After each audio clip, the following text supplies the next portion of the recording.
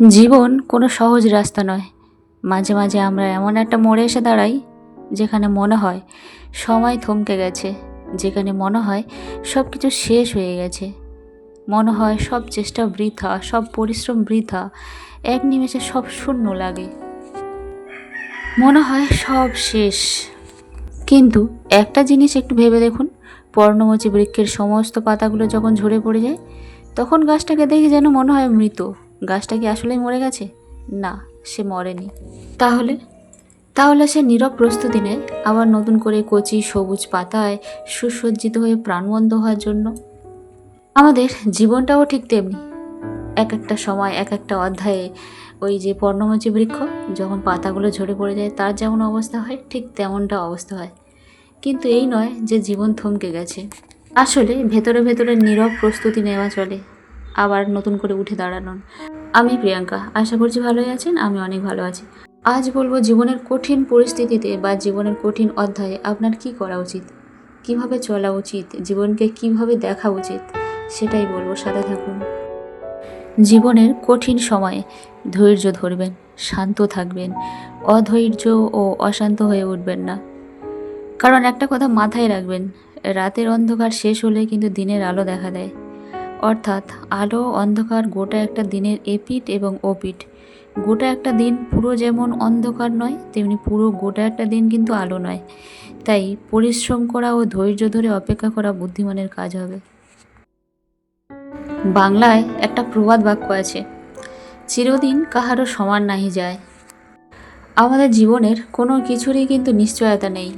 আমাদের জীবনে আজ যা আছে কাল নাও থাকতে পারে, আবার আজ যেটা নেই আগামীতে সেটাও আসতে পারে। আর সেটা যে কোনো কিছুই হতে পারে, সুখ দুঃখ, টাকা পয়সা, এভরিথিং। আমাদের জীবনের কি কোনো গ্যারান্টি আছে? নেই। আমরা কোনো কিছু কি নিয়ে এসেছিলাম? না, কিচ্ছু নিয়ে আসিনি। তাহলে আমরা কি কিছু নিয়ে যাব? না, কিছুই নিয়ে যাব না। তাহলে কোনো কিছু হারানোর দুঃখে ভেঙে পড়বেন না, এতটাও ভেঙে পড়বেন না যেখানে আপনার জীবন সংকট দেখা দেয়। কারণ জীবন একটাই, সেটা এত সহজে তো যেতে দেওয়া যায় না। আমরা জন্ম নিয়েছি কিন্তু লড়াই করার জন্য, মাঝপথে হেরে গিয়ে চলে যাওয়ার জন্য নয়। হ্যাঁ, যেতে তো হবেই, তবে সেটা একটা নির্দিষ্ট নিয়মে, প্রকৃতির নিয়মে। সেটা তো আমরা লঙ্ঘন করতে পারি না। গোটা একটা জীবন ধরে কত কিছু যে দেখার বাকি আছে, কত যে অভিজ্ঞতা সঞ্চয় করার আছে, আপনি যদি না বাঁচেন তাহলে দেখবেন কি করে? কত কিছু যে জানার বাকি আছে, তা আমাদের কল্পনারও বাইরে। যদি কোনো সম্পর্কের কথাই ধরি, রাগ অভিমান যতই তীব্র হোক না কেন, কখনো একটা জীবনের থেকে বড় নয় নিশ্চয়ই। বা কারো জীবন থেকে ছেড়ে চলে যাওয়া মানে জীবন কিন্তু শেষ নয়। সাময়িক একটা তীব্র বেদনা, কষ্ট উপলব্ধ হওয়া, এটা স্বাভাবিক। আর জীবনের এই পরিস্থিতিতে মানুষ কিন্তু আবেগ দিয়ে জীবনকে দেখে, এটা কিন্তু ঠিক নয়। একটা বাস্তব কথা বলি, জীবন একবার জন্মায় আর একবার মরে।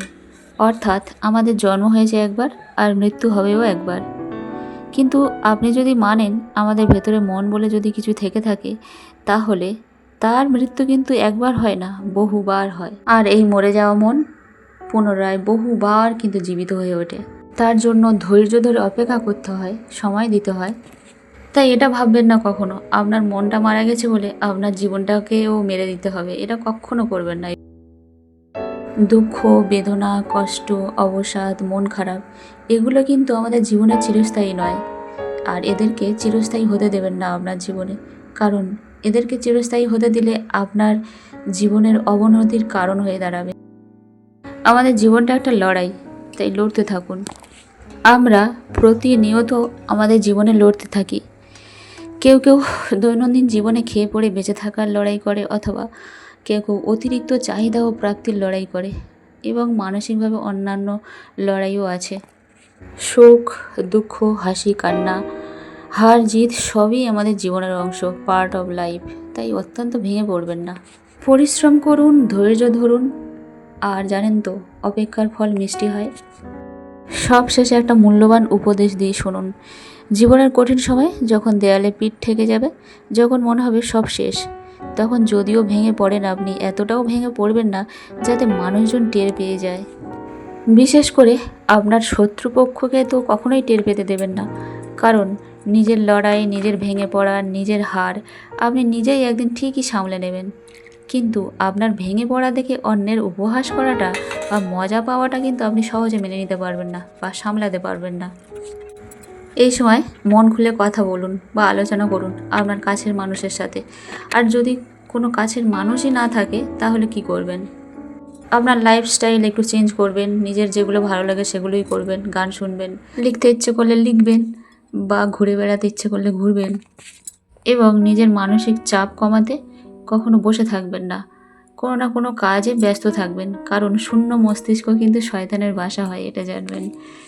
নিজেকে বিশ্রাম দেবেন এবং পর্যাপ্ত পরিমাণে ঘুমাবেন এবং ঘুমানোর সময় কোনো রকম টেনশন মাথায় আনবেন না। পারলে গাছ লাগাতে পারেন, গাছের পরিচর্যা করতে পারেন, কারণ গাছ লাগানো বা গাছের পরিচর্যা পরিচর্যা করাটা কিন্তু একটা মানসিকভাবে একটা থেরাপির কাজ করে, জানেন তো।